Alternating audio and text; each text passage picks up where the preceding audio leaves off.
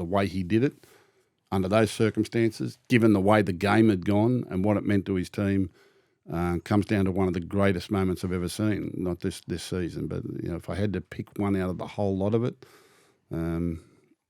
it for sheer importance to a season, if they go on to win this, then they can look back on that moment.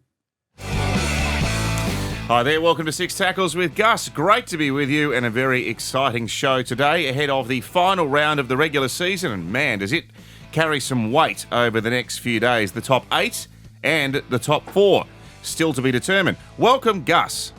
Matthew Thompson, how you doing? I'm fabulous. That's good. Absolutely fabulous. I'm loving this weather. I feel like summer has nearly arrived. Well, I'm pleased that the sun's rising earlier, but a lot of people on the road this morning. 5:30 a.m. Where are people going at 5:30 a.m.? Where were you going at 5:30 a.m.? I was coming here So you left early. thinking to beat the traffic, but I ran straight into the traffic. I mean, back in the day, if you're up at 5:30 in the morning, it was only you and the milkman. No one else was on the road. Now everyone's on. Where are they going at 5:30 in the morning? Those people work very hard, Gus. Trucks. Lots of trucks, yes. Lots of trucks. I miss the milkman. Well, I wish the milkman had come back. I used to get the flavoured milk from the milkman. Did you? And we used to have The the gold chocolate top, move. the gold tops and the silver tops. Leave a couple of milk bottles out, and you got 2 milk bottles in the morning. Did they refill them? Or then they'd take them back and then wash them and fill them up again? Yeah, I suppose they'd take them away. Yeah. They were glass bottles. Yeah. And we'd always have 2 on the front porch every morning. Mum would leave the money out and a couple of empty bottles. Isn't that and great? You'd wake up in the morning, she'd say, go and get the milk, and you'd have it on your cereal before you went to school. And then in the afternoon, you'd have to race out and buy the newspapers, because the new paper boy would go up and down the street with the newspapers. Did you ever have a paper run? No. No. No. They were the good old days.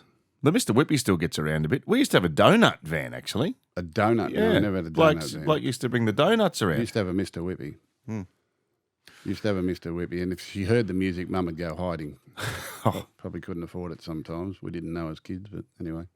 I took my son for a bit of cricket practice last week, and the Mr. Whippy came around, and I nearly bolted out of the nets and went and got a soft serve. I love a soft serve. Thank you to everybody who came along to Canterbury Leagues last week and was part of our live podcast. What a good fun afternoon. We were there a couple of hours, and everyone was very friendly and very enthusiastic. It's Belmore, mate. It's a friendly place. We picked the safest possible venue for our first live podcast. There weren't going to be any dissenters at Canterbury Leagues, I wouldn't have thought. No, they're all in a good mood at the moment. Absolutely. I think for our next one, and I think there will be another live one, maybe next year, I think we should go to Brisbane. How do you feel about that? Yeah. Or Queensland. Maybe regional Queensland. Would you be comfortable going there? I'm comfortable going anywhere, Matthew. Do you think they'll embrace you? Queensland? Yeah. Queenslanders love me. They've got long memories. Just for 6 weeks a year. Off goes their head and on goes a pumpkin. Yeah, the feeling is reciprocated. Speaking of Bulldogs, full strength against the Sharkies on Saturday night. No, not really. I've got a few out. Have you? Well, the team that has been selected as the best possibles team. Oh, we're not resting anyone. No. Yes. So Jacob Kiraz is out, obviously, and Harry Hayes is out. Other than that, everyone's available, and he's picked the best side available. So they set themselves on this course very, very early in the year when they looked at the draw and how it was going to look leading into the semi-finals, and we had to play, I think it was Roosters, Melbourne, Penrith, Sharks the last 4 games. So they've virtually won all the competitions, those 4 sides, for the last 8 or 9 years. We knew it was a really good test, so it was a semi-final series before a semi-final series. And I think for our club, it's great that we're playing in these big games that really mean something and getting big crowds, whether we're playing at home or away. And it's great for our fan base, great for our players, great education, great experience. And, yeah, we didn't want to miss out on it again this week. For the Bulldogs, really, this week, we can't improve our position and we can't go backwards. We're locked into 3rd place. We'll play Melbourne in Melbourne for the first semi-final in week 1 of the finals. But the game could be very, very important to the Sharks, depending on other results leading into that game. And they've been a top 4 side for the last few years, so it's a great test for us going into the finals. So let's get the finals machinations out of the way right off the top here, okay? So the Roosters win against Souths, top 8's done. Yeah, I said the top 8 was done a month ago. Well, yes, but these are the scenarios. Yes. So let's say Souths cause an upset. Yes. Which is probably doubtful, but they'll be primed. Should the Rooster lose and the Dolphin wins against the rookie Raiders, Dolphin is in. Yeah, well, their for and against is quite superior. But they've still got to get that win against the Raiders, although Raiders have decided to rest some players this weekend. Don't take them lightly. I think they're going to be really hard to beat. Do not take them lightly at home. Those fellas have been itching. They've used less players in NRL than any team this season, and there have been a little group of players there that have been busting to play NRL. They'd be playing NRL anywhere else if they weren't getting that opportunity. Same with the Panthers last week. They've got some terrific kids out there at the moment, and they deserved their shot the other night. And same with the Raiders.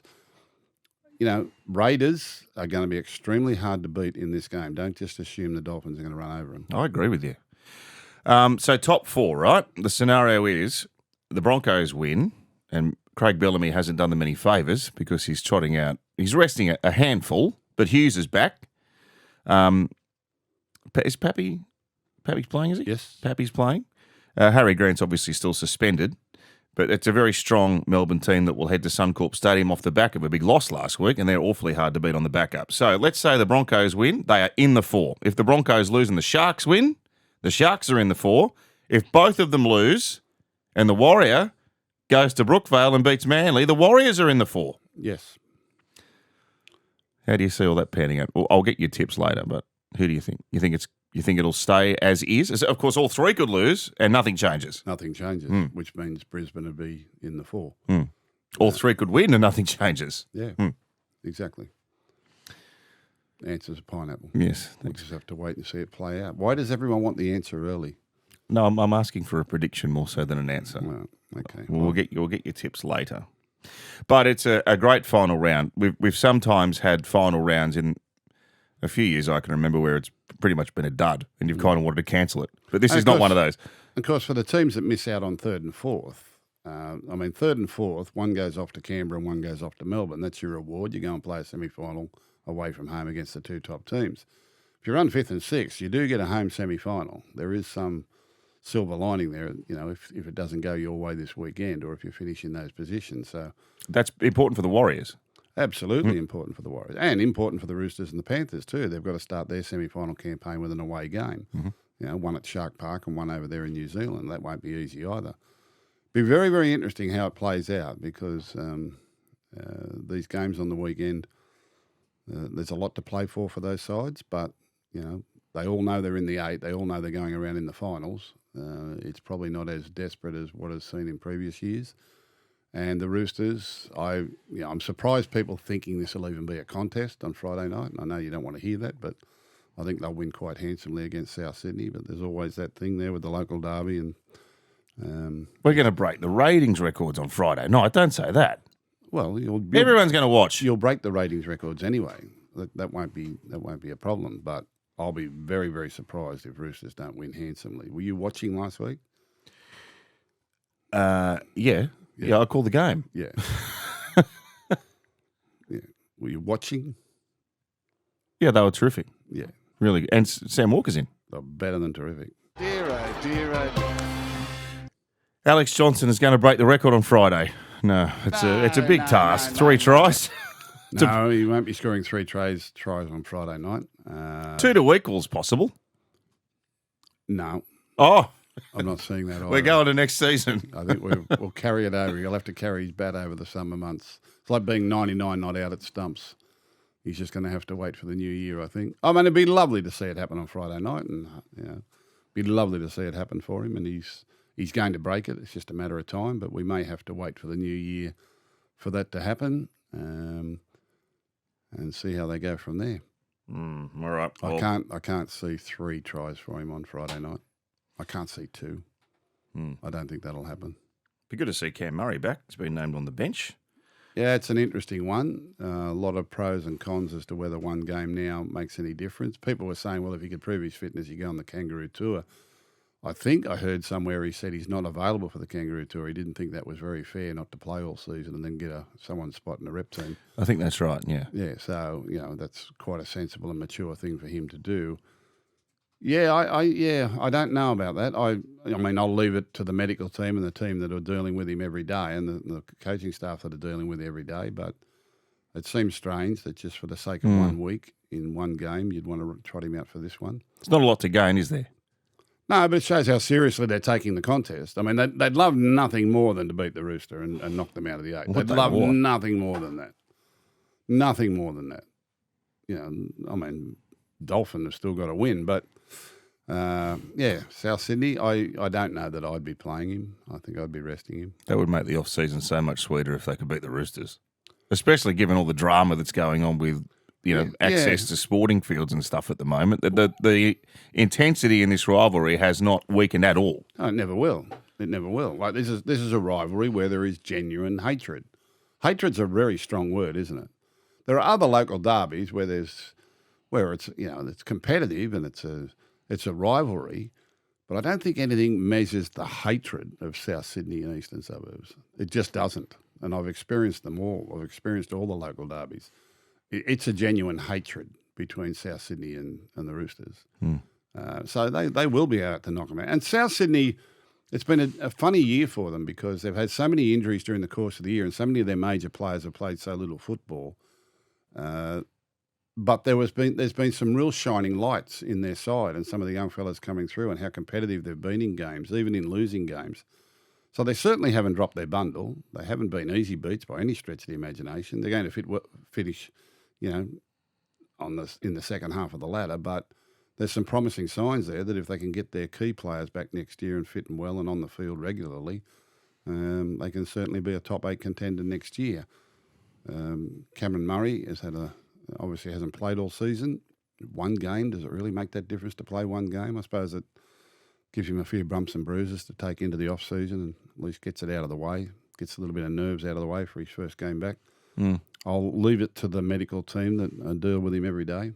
It's good for Ashton Ward too because he can get Friday night out of the way and go and play in the under-15s grand final. Ashton. He's been good. Yeah, he's a competitive. Is he what? He's a competitive. Good on him. Yeah, no, he's a good player. The Raiders minor premiership is one of the most surprising achievements in the last 10 years. No.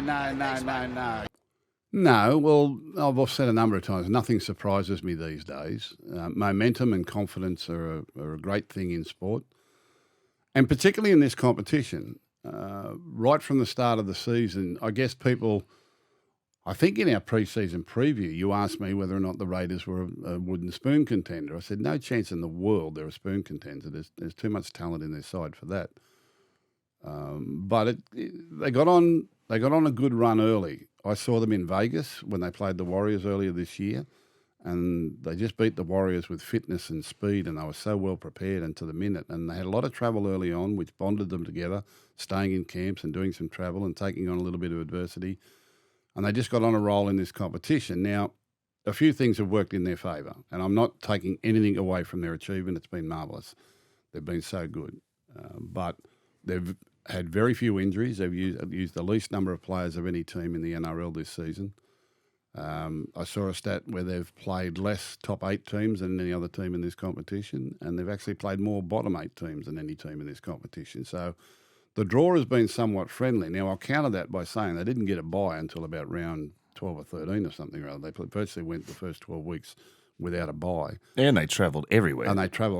So they'd really overcome that. And then the back half of the season has been pretty cruisy for them. They've had 3 byes in the last sort of 9 or 10 weeks, plus the origin byes or whatever they had there. They had very little representative players. I mean, Hudson Young played in the origin, and that was about it. And everything else has been pretty smooth sailing for them. And they've also won games where they look beaten on a number of occasions. There were several games there where they look, they won't get out of this today, and they just found a way to do it. And now they're doing it on the bigger stage against the best sides. Devastating second half. So confidence and momentum is a funny thing. And this competition is, the way that the competition just settles at the moment. And, I can't do this unless you see it visually, but our competition teams tend to go up and down and up and down and up and down, and some are up for a while and then they're well down, and everyone sort of oscillates. It's a cycle of success or what have you. Some teams have greater fluctuations than others. Some teams, the difference between their best and their worst years is very minimal. But every now and then, everyone sort of levitates around the middle. Everyone's sort of going like this, and then they just sort of levitate, and it's extremely even.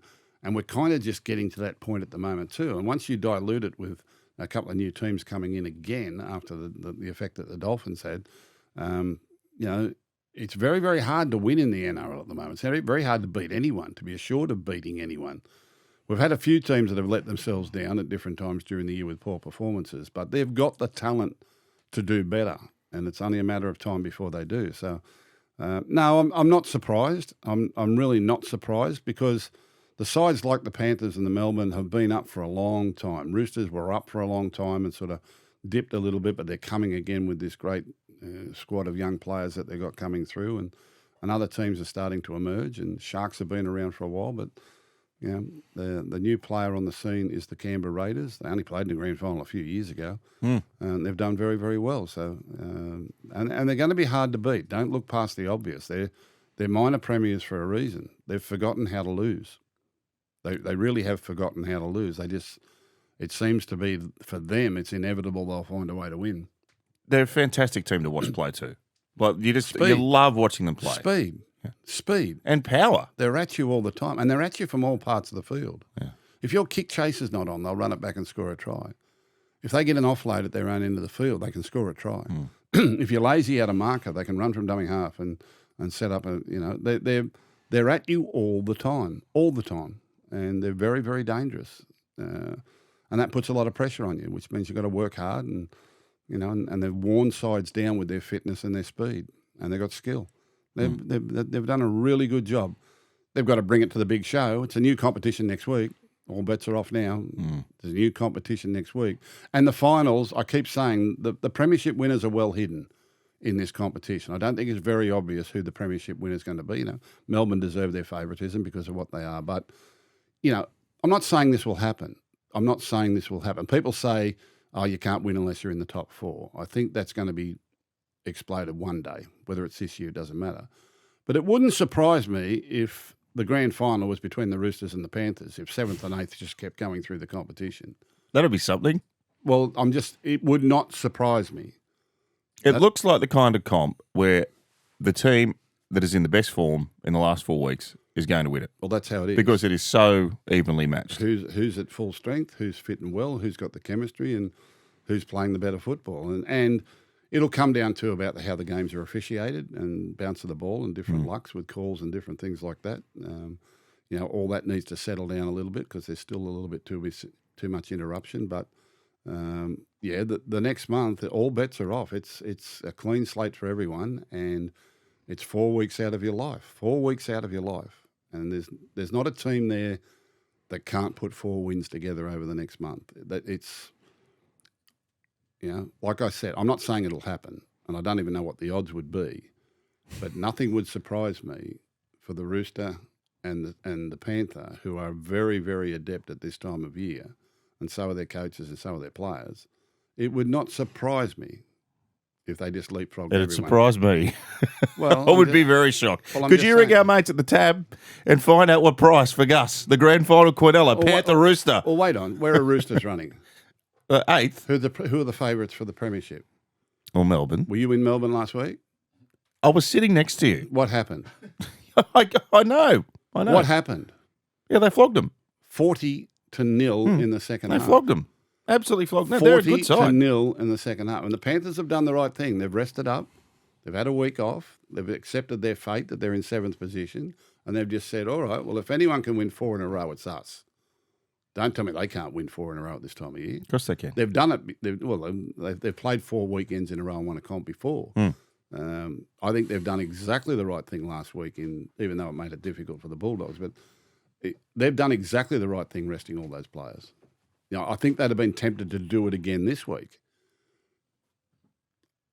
Only they know how healthy and how fit and what they are. But, it wouldn't have surprised me if they'd had this week off as well. Ah, $41. Come on, Tab. What's that? We can do better than that. Rooster Panther, $41. Grand final Quinella. Oh, have they got they should be a 4,000 to 1. Have they got a market on that? Yeah. Tab have got markets on everything. Our men and women, $41. Not that you can have a bet, but there you go. Panthers and Roosters grand final, $41. They're robbing you. Now, have a look below and gamble responsibly. The Bulldogs Cronulla double is 67. The Brisbane Roosters, the Canberra Warriors double 67. So they're saying it's more likely the Panthers and the Roosters will meet the Bulldogs and the Sharks. I don't know how they work all that out. What price were you wanting for the Panther Rooster double? Well, I would have thought it was 100 to 1 At least 100 to 1. Anyhow. But again, Panthers will start favourite in every game they play.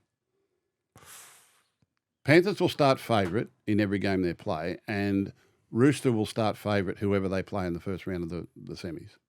So they're 7th and 8th, and both will start favourites their first round. I'll be shocked if they don't. Might be Sharks at the Bermuda Triangle. You think they'll be favourites to win that? Who? Rooster. Absolutely. Yeah. Rooster and Panther will be favourite whoever they play in the first weekend of the final. Oh, I love it. You're right into your predictions now. Well, I'm not predicting it. I'm just saying it wouldn't surprise me in this competition. Yep. Anything could happen in this next month. And I mean anything could happen in this next month. And don't look past the obvious. The Raiders are on top for a reason. We've had 27 weeks. I mean, it's a hard grind. It's the testing material. And, you know, you get 27 weeks to get to the 8. All those that aren't in the 8 have got no excuse. They've had their chance. All those that are in the 8 have deserved the opportunity. And now there's 4 weeks, just 4 weeks out of your life to get it done. And the teams running 7th and 8th are very, very adept at this time of year. You've sold the finals beautifully. Well done. Mark Nawaqanitawase will make a Kangaroos debut in the Ashes. Yes! Gussie's got him in. Well, how do you leave him out? Who's doing the selecting? Well, Coach Kevy. Is there a selection panel? I'm not sure. Kangaroos usually have a selection, or used to have a selection panel. I don't know, but wow. He's made an irresistible claim. He's one of the greatest things that's happened to the game this year. Yeah. He's a sensation, absolute sensation. Magic Mark, absolutely brilliant. So who are the other wing contenders now? Well, Xavier Coates will be one. He's been phenomenal. Yep. Zach Lomax. Jacob Kiraz. Mm-hmm. And there's a push for Josh Addo-Carr the way he's played this year. Josh has been really good for the Parramatta Eels. Thinking around, yeah. So Val Holmes is unavailable because of injury, so that's a centre winger out of contention. We know Hamasei Tabuai-Fidow is playing for a lot of Samoa. them are going to play for the island nations and New Zealand. They're probably your main contenders at the moment. I would have thought Xavier Savage, although... he got hurt, didn't he? He got hurt. He's not playing through the finals. There's been some good ones. Of course, Brian To'o won his second Brad Fittler medal during the week, but he plays for Samoa as well. Deservedly so. He was New South Wales best in that series. How did we lose that series? So on the basis of availability alone... That's a position they need to cover, and he's. I mean, even at full strength, he would be making a compelling case. He's just been absolutely outstanding. We all said that the brilliant attack and the instinctive skill. Any issues defensively? No. Well, when he first started, he did because he's new to the game. He didn't. He had trouble reading the game, and he's still learning. But he's playing with a very good side, and he's getting better every week. And he appears to be a real student of the game. I saw some. Vision. I don't think it was YouTube vision, but someone sent me vision of a training session. He was doing a private training session with a private trainer who looked to be a speed trainer. But the work that they were doing, not just speed, but speed with the ball and agility and stepping and leaping and catching and jumping and getting up and down off the ground and everything. What he was putting himself through was phenomenal. And it explains the way he uses his body and his skill when he plays. I think if you want to promote the Kangaroo Tour, then this is one way to do it, is to take Magic Mark with you. Just show him his highlights. That'll sell tickets. Well, I'm sure everyone's seen the highlights. Absolutely. Do you know all these magnificent put downs and all the brilliance that he has displayed this year? The one thing that stands out was a couple of weeks ago, and they lost to Parramatta. But the one where he had the ball in the corner, and you could see his brain ticking over, and he ran at the defensive line and just knew that he was going to get the ball and zing it around his back and hit Robert Toyer on the chest. It's exactly, he knew what he was. It wasn't ad lib. It was in his repertoire. You see, when you watch him closely, there is something every time he gets the ball. How he'll make someone half miss, step, catch. He can catch the ball when he's going in the opposite direction. Like there's little things about him all the time. Offloads, basketball passes over the top. The way he just manoeuvres his body is incredible. Right. And do they have Try of the Year awards anymore? Do they have Try of the Year awards? I think so. Do they? They certainly had Moment of the Year at Dally M. Do they? Well, we're going to do Try of the Year in a minute. So we'll have the 6 tackles with Gus Try of the Year. yeah, well. This is the one that the players all want. You know what? Let's do it now. So nominees are Marky Mark v Bulldogs. So hard to beat. We've finished. Yes, no, have we? Yeah, it's over. Okay. We'll move on. Jareen Buller versus North Queensland in a losing game somehow. Kyo Weeks Magic Round Try versus Melbourne. Mm-hmm. Jordan Samrani versus the Roosters, which was a little while ago, but I remember it went through about 15 set to hands. And Seb Chris versus the Sharks. They're the 5 that we've sort of narrowed down to, but you might have some others that you consider. Well, most of those are team tries, the spectacular team tries. Yes, Jareen Buller and the Seb Chris one, and they came at important moments of the game too. I mean, a couple of those were to win a game, especially the miracle up in Mudgee and the Seb Chris one down at Canberra, which is another game where they were destined to lose, but in the last seconds of play come up with a try from halfway. The Mark Nawaqanitawase one is just one of the most brilliant individual displays of skill and just ability I've ever seen. I mean, I've never seen anyone levitate like that. What even made him think of doing that, I'll never know. But normally in that situation, when you're going out or you feel as though your pressure and wingers are going out, they'll kick it and they'll kick it into the grandstand, they'll kick it dead. The kick's never right. They'll kick it out on the full and all that type of thing. The way he slowed his whole body and slowed himself and levitated and kept his foot not from going out, but he had to take a half stride to keep himself in balance. He hopped on one leg. And then feathered the ball back in field, feathered it, then ran out of play, ran back inside the touch judge, inside the corner post, and then still was able to secure the ball as he was falling down with it. It was just phenomenal. Here you've got it here. And it came at a crucial point of the game. The Bulldogs were just getting on top.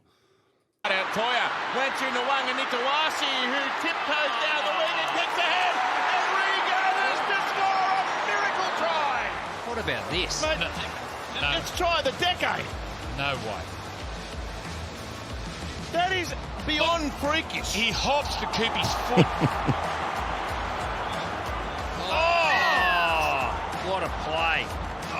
That's one of the best tries of all time. Ever. Can we see where he gets the ball? He actually hops on his left foot. So he's Well, when Billy Slater's agreeing with you that it's one of the best tries of all time, you know you've got a bit of cred. Well, he was so close to the try line that when he's actually off balance here, when he gets hit, he actually knows that if he puts his right foot down, he's out of play. So he actually lesitates. He hops on the left foot to keep his right foot up. Then still was able to feather the ball towards the in goal, missing the corner post, because if it touches the corner post, if the ball touches the corner post, it's dead. Misses the corner post, but doesn't kick it dead. Then is able to get back in the field of play, get both feet in the field of play. He half slips as he's diving for the ball, but still able to catch it. Like everything there was 8 or 9 moments of that where it could have easily stuffed up or gone the wrong way, but he was managed to get it down. So for me, Magic Mark had the magic moment of 2025. I like his new nickname. Bugger Marky Mark. It's Magic Mark now. Magic Mark. Yeah. So, what about the top moments of the year? The one that stands out, look, there's been so many, but we called the Latrell Mitchell 2-point field goal together against the Broncos, and it was out of this world. It was one of the most extraordinary things I've ever seen, only because he loped along that whole second half and just waited. And the moment came and he went whack. Yeah, well, we kind of built it up to that too in commentary because it was getting down to the point where maybe a field goal was going to win it. And Broncos were heavily favoured to win that game. They had a good lead. 14-0. 14-0. And South Sydney kept coming back. and you could just feel as though they were growing in confidence. And it was like a 14-year-old playing in the under-8s. Latrell was just wandering around the field waiting for his opportunity in his moment. But in the sets of 6 leading up to this, he was just in their half of the field on the 2 previous sets of 6, but still kicked deep into the corner. It wasn't quite right. And then I'm looking at the clock and I'm looking at him and I'm thinking, like he's got to go soon if he's going to try. And the set of 6 wasn't going that far, but then I could see him sort of sit back in behind him. I thought, here it comes. And then when he set himself, I said, can't possibly kick it that far. Can't possibly. Incredible. Have we got audio of all of these? All right. So here is the moment from earlier in the year that had everyone doing handstands wherever you were watching. This was out of this world. Here comes a Latrell Rainmaker. Oh, he goes for it. He's hit.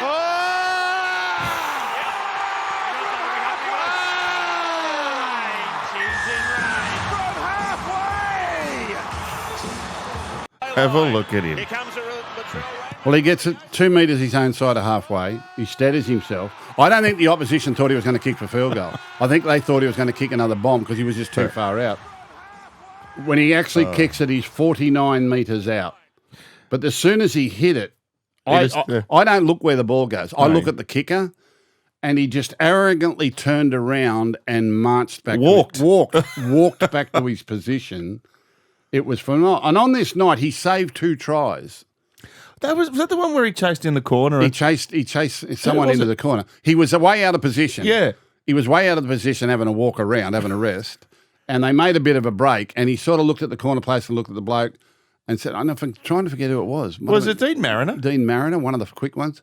And he just sort of sized him up and then put him into touch. It was arrogant. He said it was like the National Geographic Channel. Yeah, like it was like a cheetah chasing down a deer. But this kick, and I just looked at him, and then when I watched the replay and saw he cleared the crossbar comfortably, it was a wonderful kick and a wonderful and with sheer arrogance. That's sheer talent. That's obscene. Now there's another one that goes close to rivaling it. The Panthers were giving it to the Titans. Like they would have beaten them. Honestly, they could have beaten them by 70.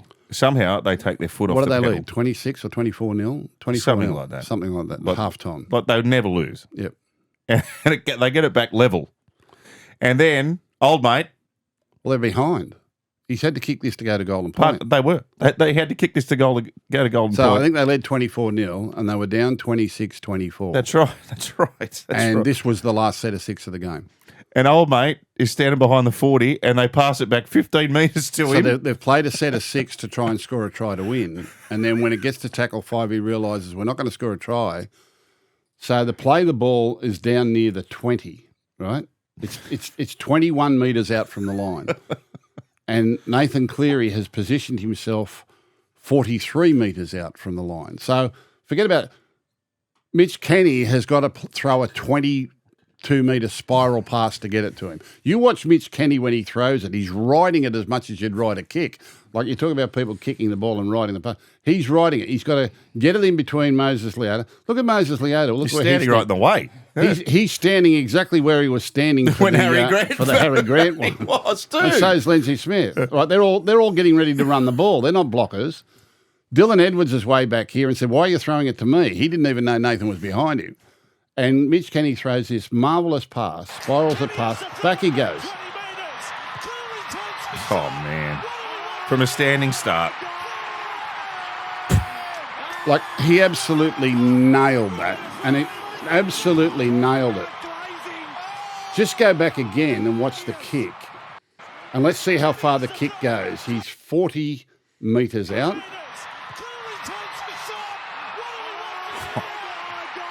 And absolutely flushed it. The ball cleared the dead ball line by 6 or 7 metres.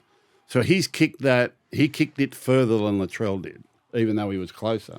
41 metres out. But look at it again and watch the way he actually had to lean forward a little bit to catch it because it was dipping on him. See that?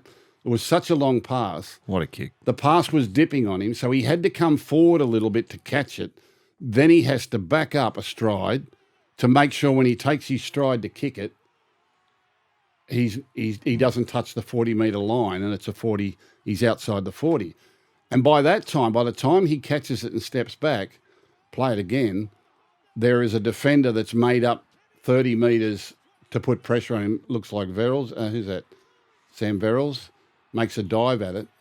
But that ball is still rising when it gets to the goalpost. And he's got one chance at it because there's 90 seconds left. He misses it, game over. Absolutely. And if they lose, they're a chance of missing the 8. Absolutely.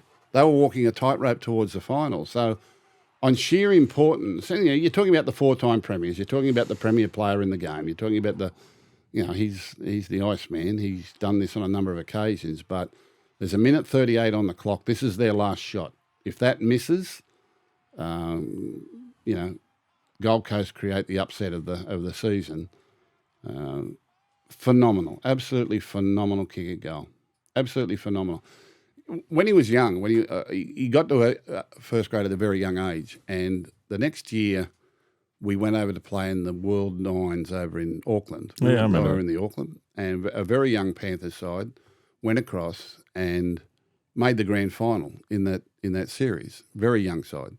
And Nathan Cleary was a part of it. And they lost the grand final virtually on conversions because Nathan couldn't drop kick a conversion. You don't get place kicks for conversions in the Nines football. You only get drop kicks. And he couldn't kick.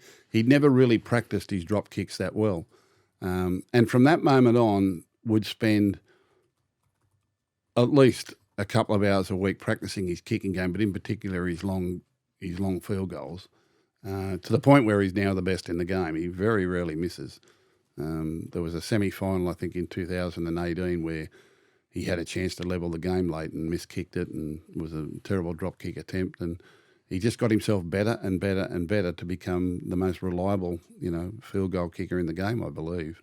But that was a phenomenal moment, and again, sheer talent, reward for all that hard work. All right, now a couple of other honourable mentions. Again, in the context of their season, Lika Halasima's try against the Knights. Well, that was bizarre. You go a long time before you see that again. But, well, we didn't have to wait long because it happened to Panthers in Mudgee, didn't it? But there it is. Warriors trying to take a field goal to win the game. It gets charged down and lands up in the hands of this young, talented back rower who runs how far? 40 metres? Yep. 40 metres, beats 4 or 5 defenders and outpaces his way to the try line to give the Warriors an unlikely victory. The Knights had them all night. The Knights were all over them all night.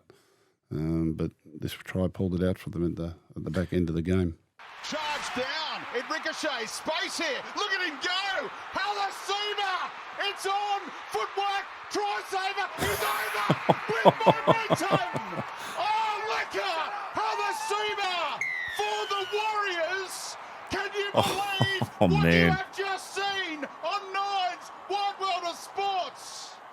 He's put them to sleep. Well, any one of 6 or 7 Knights players could have come up with the grab. I don't think they believed what they were seeing because some of them, when they go back and look at it, they just didn't move quickly enough. They didn't respond quickly enough. They thought charging down the field goal had won them the game. And then they all looked at each other as they were chasing, thinking, who's going to get him? It was ended up Bradman Best got him from behind, but even he balked a couple of times because there were other defenders there thinking, well, you've got him covered. Who's got him covered? Have I got him covered? And no one actually committed themselves to the tackle. And Halasima's run over 40 metres to win the game for the Warriors. Poor old Newcastle. Poor old Knights. Let's see, mates, the footy gods. So, what are you going with? It doesn't matter. What's your top moment? There was another great moment this year was Josh Papali'i's celebration down in Canberra, where Very he played true. that day for his milestone game. What was he breaking the number of games For Raiders, yes.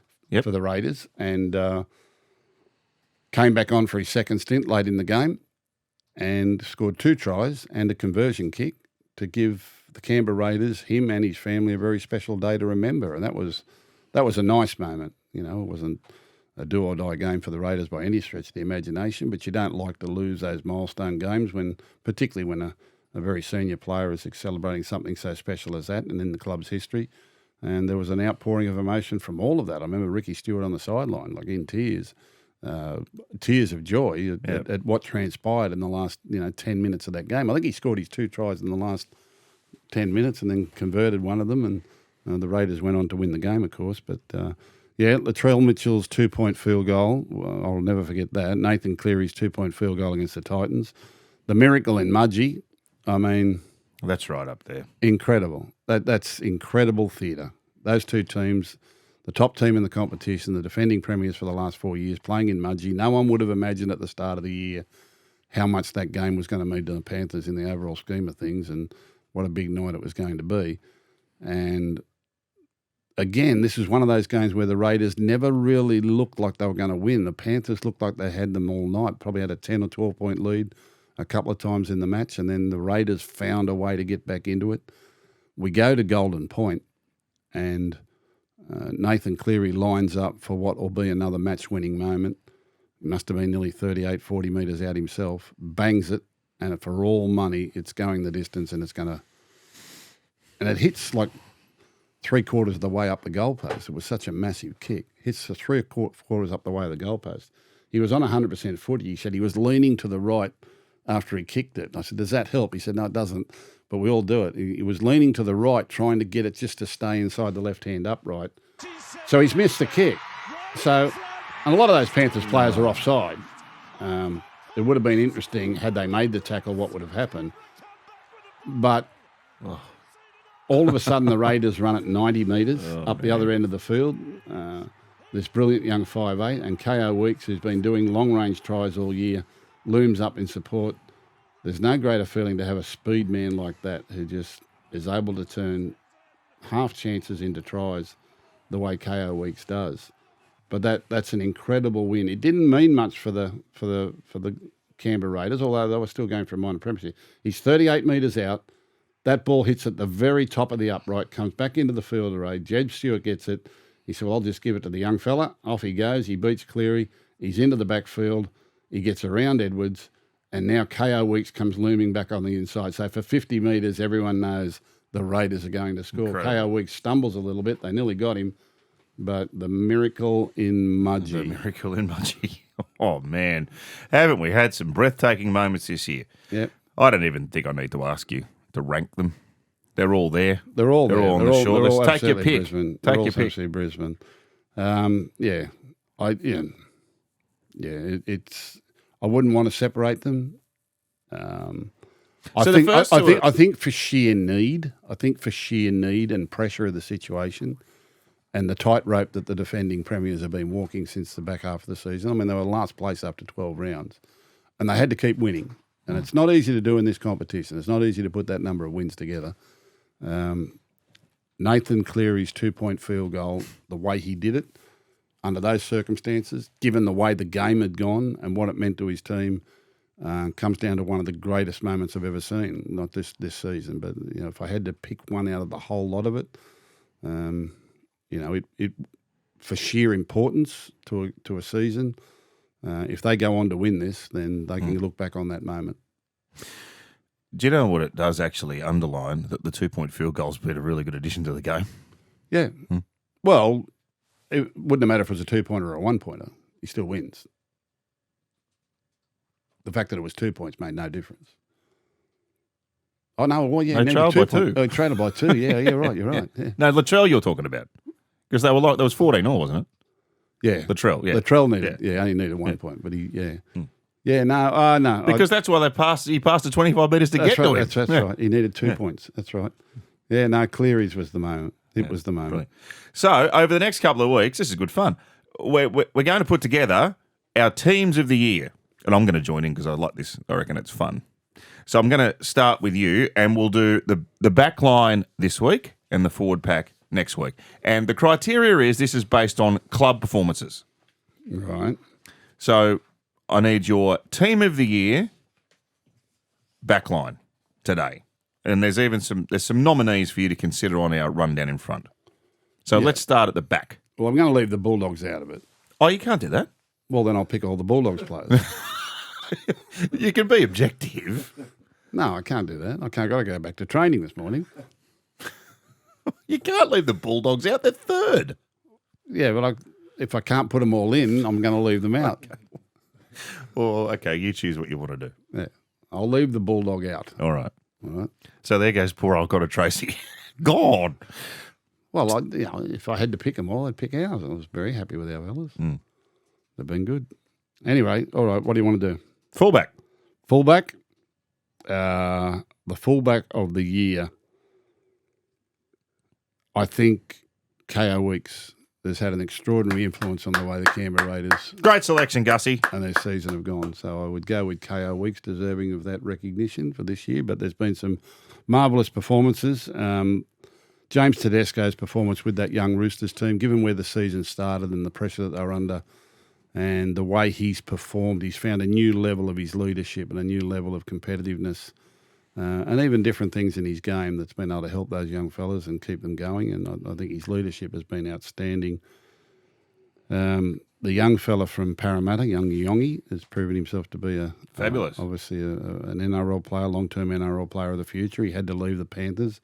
They've got the Origin and Test fullback there at the moment in Dylan Edwards, so he off to Parramatta. Gutherson had his effect with the Dragons, and Jai Gray has been wonderful. The little white headgear there at South Sydney has been wonderful for them. Hamaso has obviously had his great moments during the course of the season. One of my favourites is young Drinkwater up there from the Cowboys. I love watching him play, win, lose or draw. I love watching him play. He's an all-or-nothing man, Scott Drinkwater. He certainly is. He's absolutely brilliant. I think the young fella from Cronulla's had a good year too. Kennedy, he's always in and around the points when they're getting scored. Have they re-signed him yet? Don't know. I think they've got some cap issues, but I don't know.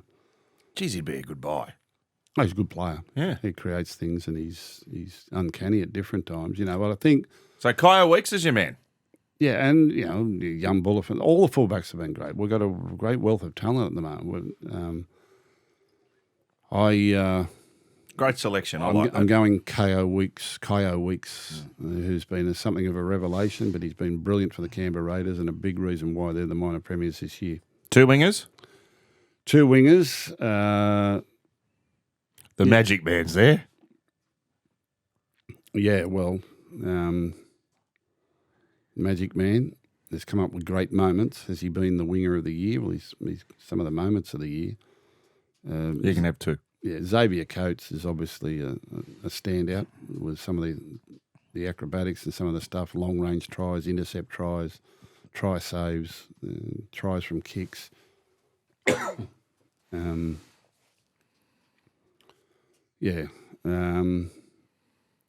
thought young Xavier Savage has had a really good year too. Like KO Weeks, he's had a big part in those fellas and what they've done. I think Roger Tuivasa-Sheck, people don't talk about the Warriors players as much. They don't. His experience and his meter reading has been wonderful for them and kept them up near the top of the ladder for the major part of the season. Probably Xavier Coates. Zach Lomax, who was a big off-season buy for the Parramatta Eels, has had effects. He kicked a field goal to win their first game of the season. He's goal kicking. He's kick chasing. He's become a weapon for them. He does so much more than a winger does on a regular occasion. He played Origin football. Brian To'o's had a little bit of an injury run this year and hasn't played as many games, but he's been great in every game that he's played. He's been the New South Wales Origin Player of the Year. He won the Brad Fittler medal. Who else? There have been some really good players during the course of the season. The Fox has scored 1 million tries. I'll tell you, here's another one. Jermaine Asarko's topped the point scoring again. Outstanding. He's had an outstanding year, Jermaine Asarko. Outstanding. What a phenomenal goal kicker. He's kicked at 88% this year. Yeah, is it some sort of record? He scored more than 200 points a number of seasons in a row or something? I reckon, yeah. Yeah, he's... And he's never missed a game for the Dolphins since they came in? So I'm going to go with, for wingers of the year,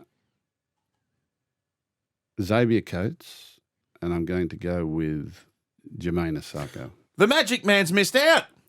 We got the magic moment of the year. That'll do him. Or the try of the year. That'll do him. But I think I'm looking at people that have contributed majorly to their team's success. Yep. And there is no doubt the Dolphins, who are such an exciting team to watch, but Jermaine Asarko has been outstanding. Geez, I wish I could swing the golf club like he kicks the football. It's the same every time. He's just a brilliant goal kicker. Yeah. Now, Stephen Crichton isn't eligible under your own criteria for Centre of the Year. Mm. So where are you going to look? Well, again, the Dolphin, Herbie Farnsworth. They've missed him the last few weeks that he's been unavailable. He's always tremendous. I like Katoni Staggs as a player. Broncos, they're coming good at the right end of the season, but they've had some ups and downs during the course of the year. But he's always super competitive when he plays. Sebastian Chris is one that's always impressed me down there at Canberra. He's a very understated player, but he does so many good things in their games. I thought the young boy from the Roosters has been outstanding, Robert Toya. Now, he was a surprise selection for one so young in the Origin series, and it might have been on this podcast I said, at the end of this series, you'll find out how good he is. And you said it was an inspired selection. Inspired selection, and I said you'll find out how good he is in 6 weeks' time. And I think everyone sort of saw him grow through that series and what he's done since for the Roosters. He's a representative class player, and he's going to be a premiership winning player throughout his career. He's a real weapon for them. He's absolutely brilliant.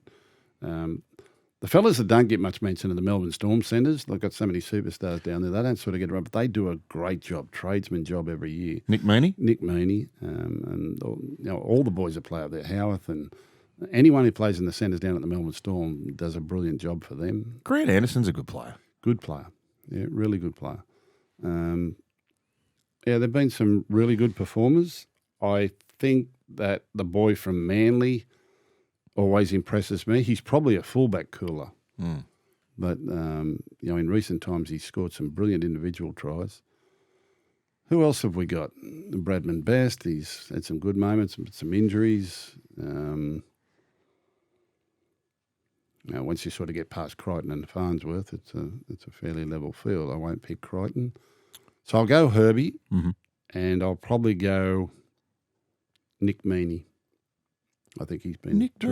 very good selection. I like that. He's such a...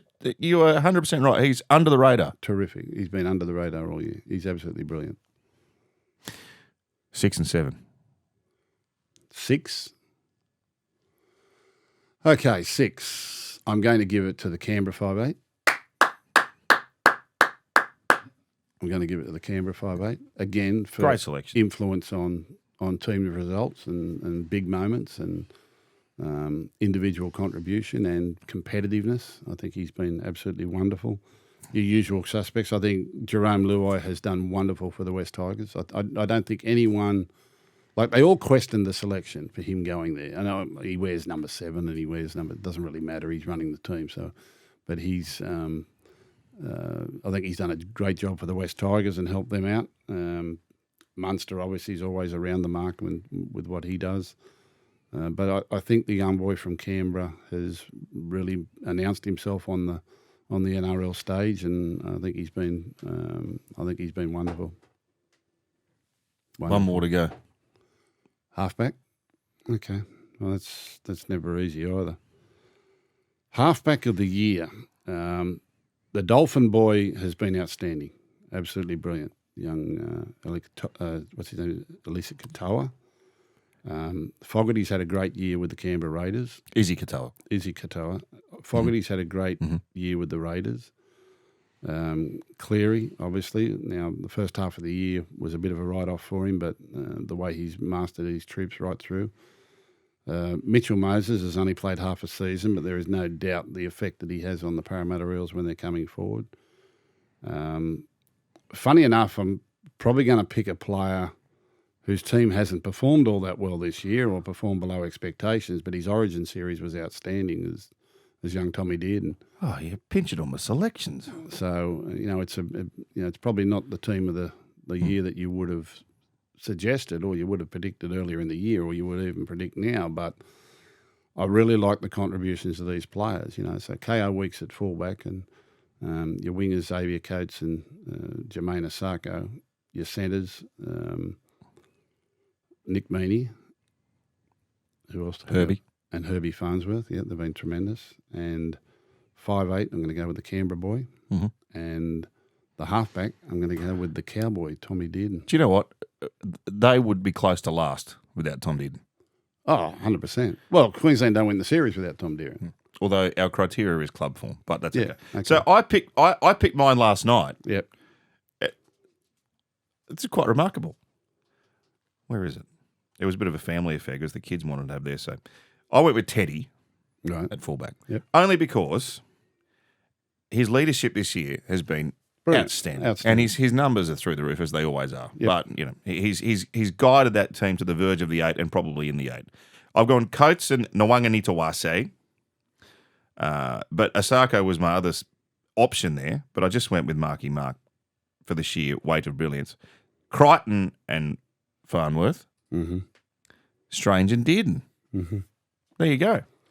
He's been great, Tom Dearden. He's absolutely elite. I wouldn't swap my Bulldogs for any of them. No, there you go. You'll be sweet at trading this afternoon. That was good fun. Some Ask Gus questions. The NRL season is almost at finals time. For the best time in sport, our friends at Tab have the very best app in sport. Tab, we are on. Chances are you're about to lose. For free and confidential support, call the number on the screen or visit the website. If you could fast forward 5 to 10 years, where do you see the game's biggest threats and opportunities? Asks RJ, who was at our live event at Canterbury Leagues last week. Thanks for your question, RJ.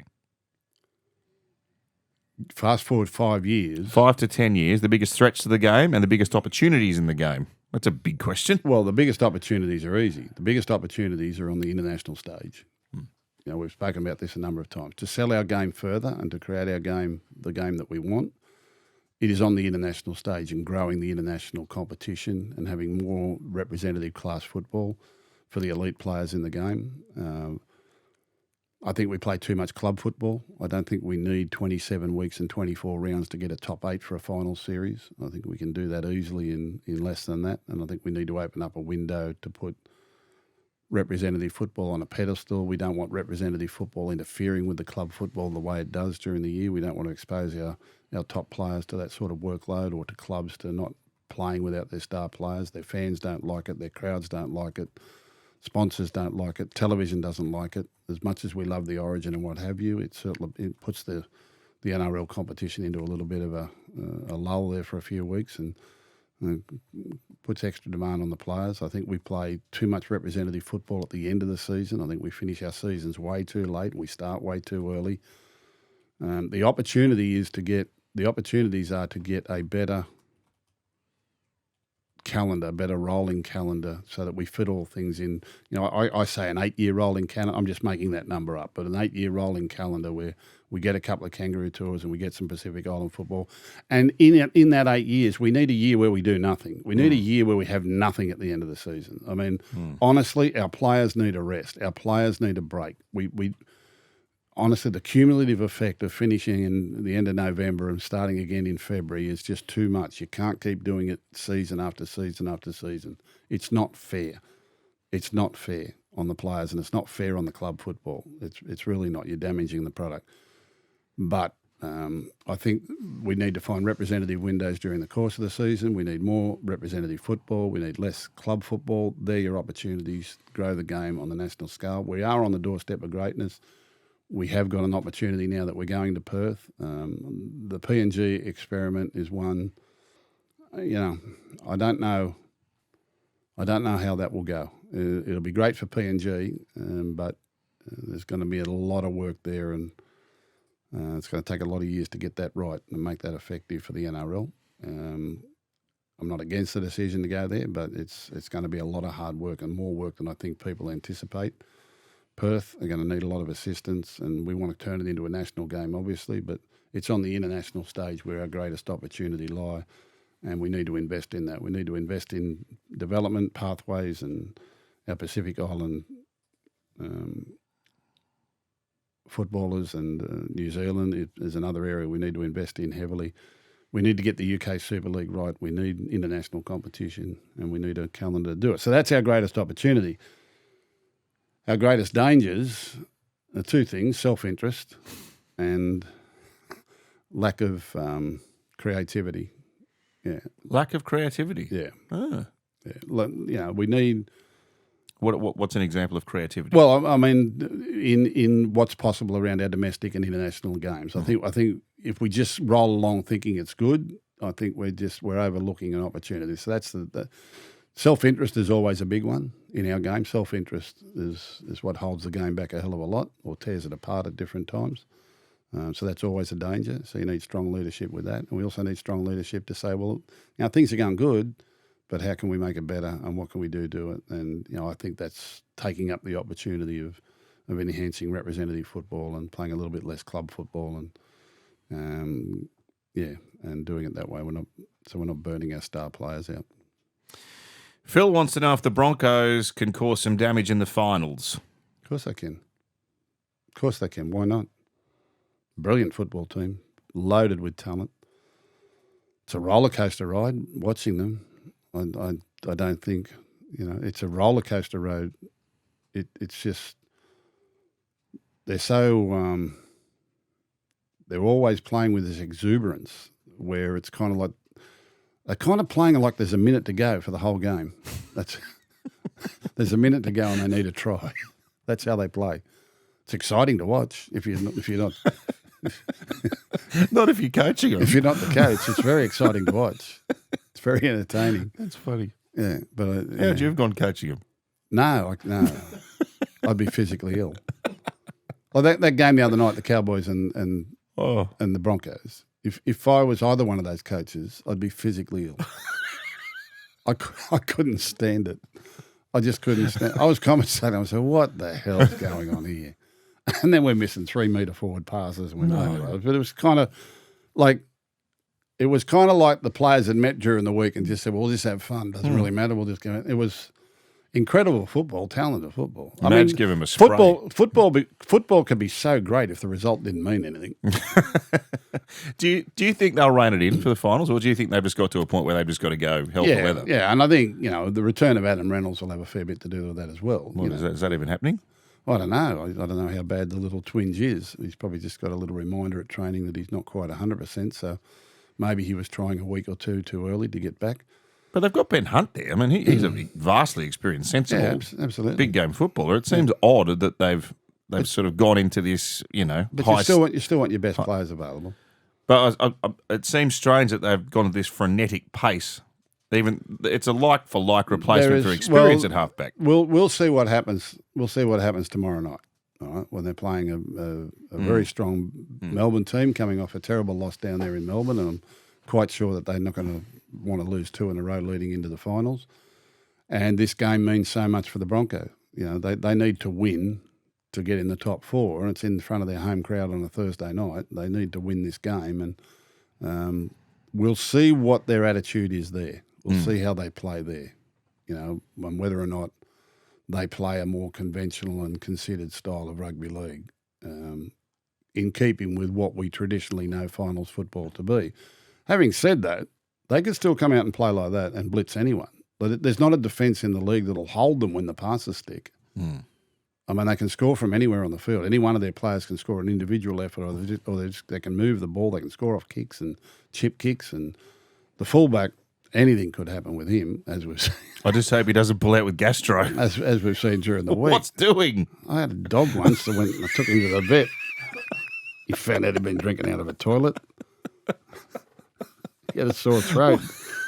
He said, does he drink out of the toilet? I said, I don't know. Oh, can you imagine if Reece Walsh pulled out with gastro? Well, there was a Seinfeld episode, wasn't there? Wasn't there a Seinfeld episode? Oh, I don't know. Where Kramer had a cough. He had the same cough as his dog. His dog had been drinking out of the toilet. I'm pretty sure. Kramer didn't want to go to a regular doctor, so he went to a vet because he had the same cough as his dog. Oh. It's funny. We need to get that funny game. Funny game intro. Funny game, this. It's a funny game. Yeah, but so anything could happen with Reece Walsh. Anything could happen. He could create points from anywhere. When he gets the ball, both coaches hold their breath. I'm sure Michael Maguire holds his breath. He didn't look very happy when he was going off his rocker, old Madge. Well, he might have used his one blow. I think the rules are different for Madge. He's got a few blow-ups in him each year. Crikey. I don't know how I'd handle it, but I didn't feel like they were ever going to lose the game, but they were making it extremely hard for themselves, and they were inviting the Cowboys into the party. Cowboys were having a good time too. They finished up. They got the win, but let's see how Thursday night goes. This will be This will be, semi-finals come a week early. You'll be able to see it live and free on 9 from 7:30 Thursday night. That was Ask Gus. Thanks to Tab for the best time in sport. Tab has the best app in sport. Tab, we are on. Chances are you're about to lose. For free and confidential support, call the number on the screen or visit the website. Ampol Power Surge brought to you by Ampol, powering Australia's own sporting nation. Our top 3 captains of this season, Gus. Top 3 captains. Top 3 captains. Again, I'll leave the Bulldog out. If you like. Yep. Well, you don't have to. I'm going to. Okay. Yeah. So top 3 captains this year. James Tedesco at the Roosters has been wonderful. I think Joseph Tarpany's been outstanding for the Canberra Raiders. I think he's played a real captain's knock for them this year.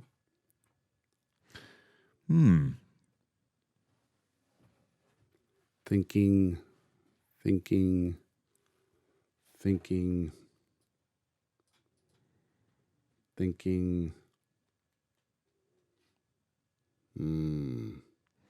There's a team that's in second position that's been hugely dependent on their captain. Yeah, I'm not sure it's the captaincy that's got them there. That's it. James Tedesco, Joseph Tarpany. Yeah, what are you saying? Harry Grant, Daly Cherry Evans, Tino Fasumala Arwin, no. Cameron McGuinness. That was terrible, Cameron McGuinness getting injured when he did. Bad timing. Yeah.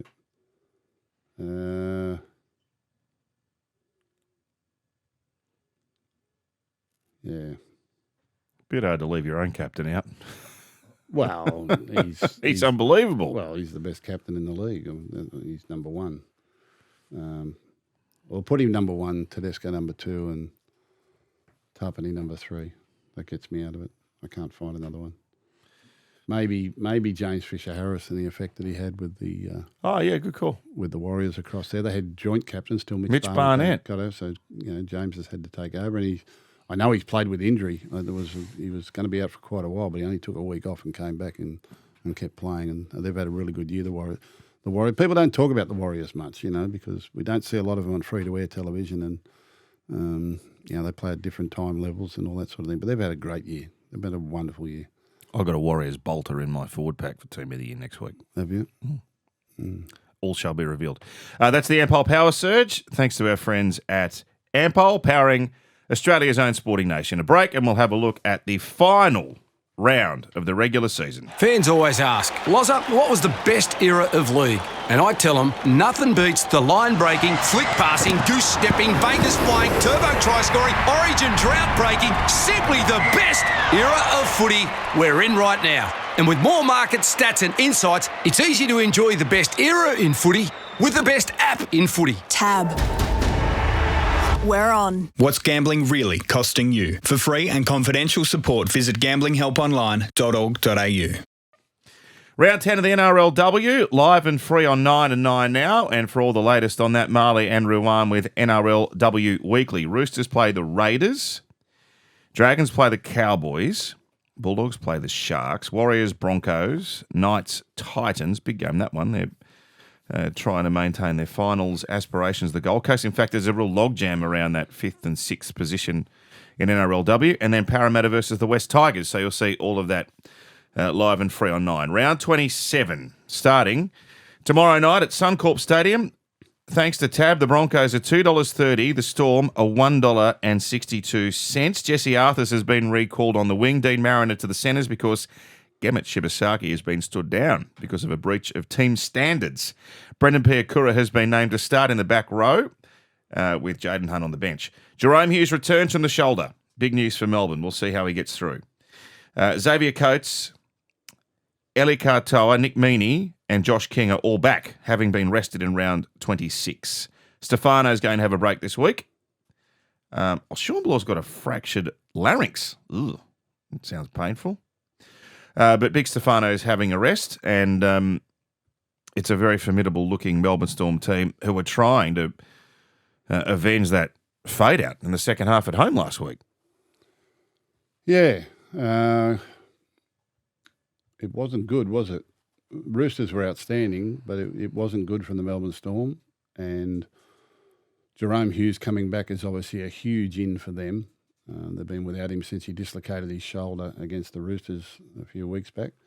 It was feared he could be out for the season, but he's made a miraculous recovery. We'll see how he goes. Maybe they're testing him this week to see how good he is, if he's right for the semi-finals or not. But he seems confident. I've heard him interviewed a few times in the last week or so, and he said he's jovial best. He seems confident within himself, so I'll have to assume he's 100%. They have rested a couple, but still a very strong-looking team. Will Warbrick's back now. Nick Meaney returns to the centres. I should have mentioned too, Gus, Jack Howarth's on the extended bench. He's been out with a groin for a while. Yeah, he could come in. He could easily find his way into the lineup, certainly on the bench. It's an interesting one because I'm more interested here to see how the Broncos handle this occasion and handle this challenge. Melbourne's sort of had the wood on Broncos for a long time in these sort of games, particularly in big games. And on the surface of it, I'd probably normally tip Melbourne pretty comfortably to beat them. I'm interested to see how Broncos play it, as to whether or not they play a more conservative final style approach, and whether or not they can play like that. I don't know if they can play like that. Maybe that's why they play the way they do. I mean, if the Roosters can go out and put 40 on the Melbourne Storm, then there's no reason why the Broncos can't be very, very dangerous themselves. I can't imagine this champion Melbourne team and coach being beaten 2 weeks in a row. Certainly not like they were last week. Very interesting, Clay. Great way to start the weekend of rugby league. And I'm going to say Melbourne Storm. Every time I do that, the little man in my brain says, be careful. I'm going to say Melbourne Storm. What's the little man say? He says, be careful. He says, be careful, because there's just so many points in this Broncos team. All right, so let's say Melbourne win. Yep. We get to 6 o'clock Friday at Brookie. Yep. Manly versus the Warriors. Tolu Kola's out, so Folalo comes into the starting team, and young Joey Walsh is going to make his NRL debut on the bench for Manly. Yep. Daly Cherry Evans' last game as a Sea Eagle. Yep. For the Warriors, Sam Healy's playing hooker because Wade Egan has a hip injury. So, if the Warriors can win, and Gus's tip is right in the Thursday game, on the live ladder, the Warriors will be fourth. Yes, pending the Shark on Saturday night. With a game to come, yes. With a game to come. The Warriors have virtually been in the top four all season. Had a couple of terrible injury blows halfway through the year. They lost their halfback, lost their half and their 5'8" at one stage, lost their two front rowers at another stage. Very, very, Cherry Evans' last game, but they did have a big day for him breaking, or what was it, 350 games the other day? What was his milestone the other day? Yeah, 350. 350.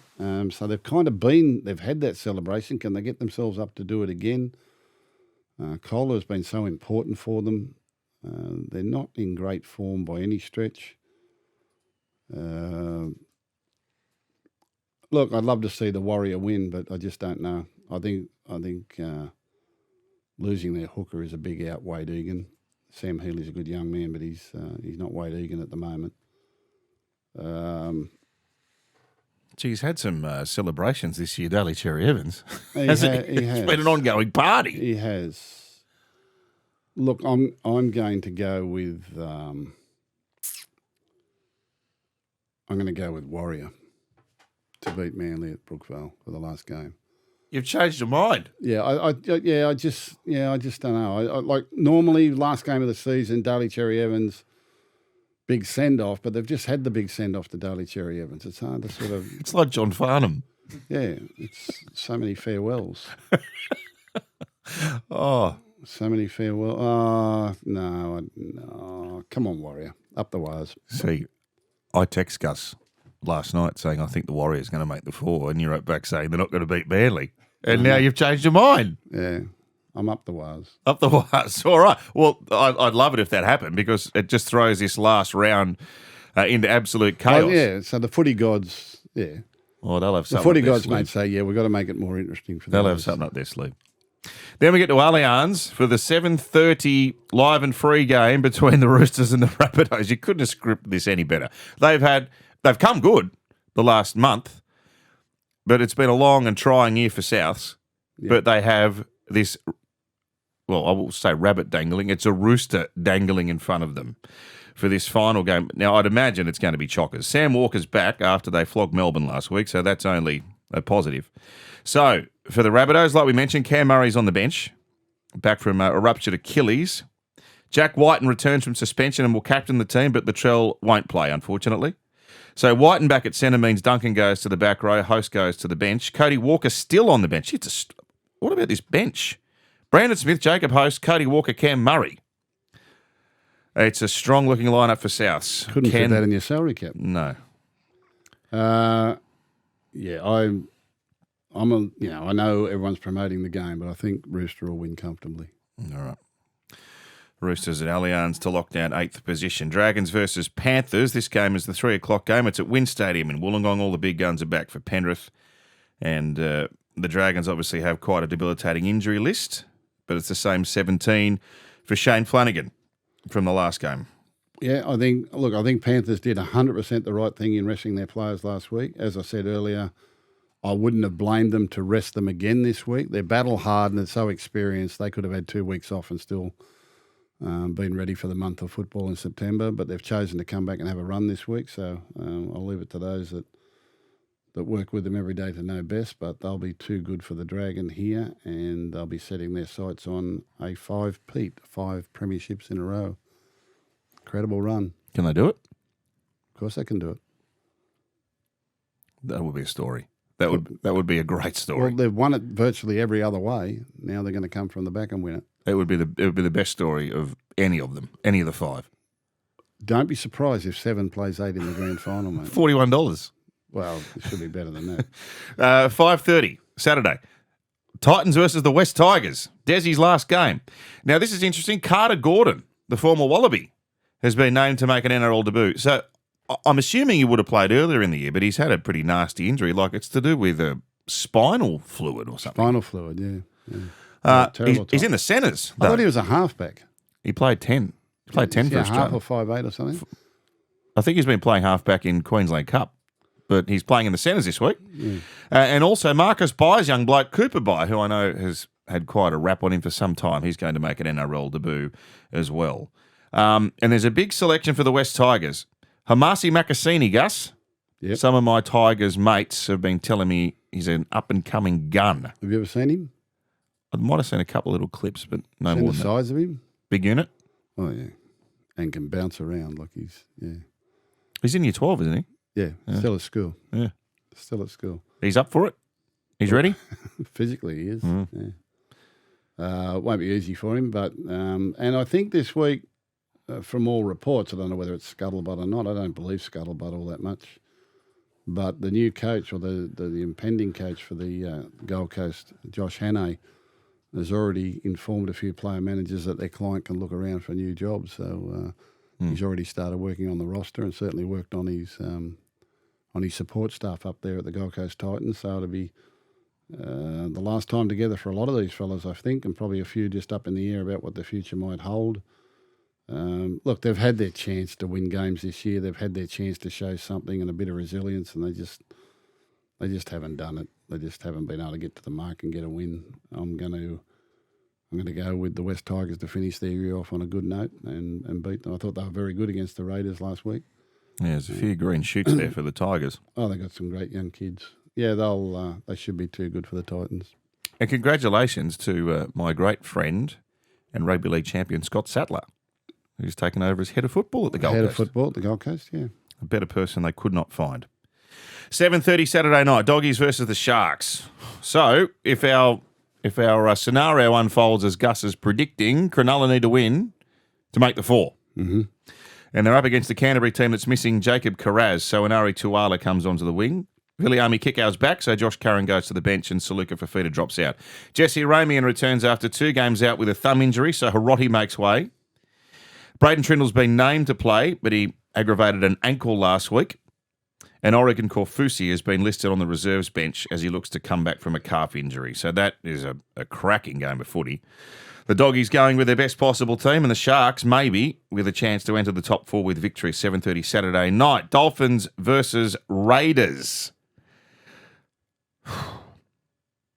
So what's our scenario say? Oh, well, it's all over because the Roosters are going to win. So this is all academic. So Herbie Farnworth has been named in the squad, but I think the line out of the club, Gus, is we'll use him if we are still alive. Mm-hmm. He's in 22. And there's a whole host of changes, obviously, with Ricky resting the majority of his Raiders team, but there's still some good players. I mean, it's Chevy Stewart. Hardly hasn't been seen this year. We know that he's prodigiously talented. Adam Cook, steady. Ethan Sanders, he's going to be their halfback going forward. Owen Paddy's playing hooker. It's his first starting game. We know how talented he is. Mariota into the starting side. The 2 Englishmen, Nicholson and Smithies, are still there. It's even though they're missing all their guns, it's still a pretty handy side. Yeah, they'll win. Raiders will win. It's just the thing about club and momentum and spirit and everything that's happening at the moment. The Raiders, a lot of these kids have been itching for their opportunity. Some of these fellas haven't had a lot of first grade, but would have with other clubs. They've got a couple of fellas returning here, some very promising young players. They're the minor premiers for a reason. They're not going to throw their last home game of the season. You know, even though they got a home semi-final coming up, but there is just a sense of momentum about the Raiders at the moment. And, you know, the way I read it, the game's not going to mean anything to the Dolphins going forward. I think the Roosters will win on Friday night. If the Roosters happen to lose, then that may put a different complexion on the game. That's right. If the Roosters win, I was disappointed. You know, the last couple of games for the Dolphins, their defence has really fallen apart at different stages of the game, and even though they've won, you know, it wasn't overly convincing. I think, you know, I don't know. I just feel like the minor premiers will bring some kids in and showcase their future as well, and get their opportunity. And there's enough fellas that have been in the side all season that won't want it to go away. So I'm going to tip the Raider to beat the Dolphin. Love it. Then Sunday footy, Para versus Newcastle. Para chugging along, and on the back of that victory last week against the Warriors, they come back home. They take on Newcastle, who are being overseen by Adam O'Brien for the last time. Yep. They've been really great, Parramatta, haven't they? Big win over the Roosters, went over to New Zealand and beat the Warrior. Newcastle just can't seem to get across the try line, let alone win a game. I can't see Parramatta dropping this. This is the kick-start into next season for Jason Riles and his troops. I think they'll finish off the season with a big win in front of a home crowd on Sunday, which will give them a very good season, all ends up, you know, from where it started. All right. So let's go through them, and I'll give you the tab odds. So Manly $1.52. Pardon me. We're going back to the Storm. Yes. 2.30 Brisbane, Storm $1.62 on tab. Yeah, I'm going to go Storm. Manly $1.52, Warriors $2.55. Up the wires. Roosters $1.30, Rabbits $3.50. Rooster by a lot. All right. Panthers $1.22, Dragons $4.30. Panther by a lot. Titans $2, Tigers $1.80. Tiger too good. All right, Bulldogs $1.58, Sharks $2.40, Dolphins $1.29 against the Raiders $3.60, who have tightened up a little bit from yesterday. $3.60, Gussie. I'm on the radar. I'm on the radar. They're minor premiers for a reason. All right, and Para $1.23 against the poor old Knights at $4.20. Eel too good. With the wooden spoon, is that still up in the air? Let me just have a look. So, maybe. So if the Gold Coast win, yeah. If the Gold Coast win and the Knights lose, the Knights are last. The Knights are last, yep. There is a lot to play out in this final round of the regular season. They've had 23 rounds to get off the bottom of the ladder, mate. It's been a long haul for those two clubs. Great stuff, Gus. I'm looking forward to this week. And this time next week, we'll be looking at the finals. They said we'd never make it. We're doing 100% footy in front of a live audience Monday night. Where at? I don't know, because, I don't know. Canterbury Leagues? I don't know if it was because the podcast went good in front of a live audience. No doubt that's the reason. But for the next 4 weeks, we've got a live audience for 100% footy All 4 weeks. on Monday nights. Yeah. Is it the same crowd, the same people that came last week? Have we just hired them for over a 6-week period? That's rent a crowd. It's rent a crowd. I can rent a crowd anywhere. All right, I'll see you over the weekend. That's 6 Tackles with Gus. Thanks for your company and look forward to being back next week to look at week 1 of the finals.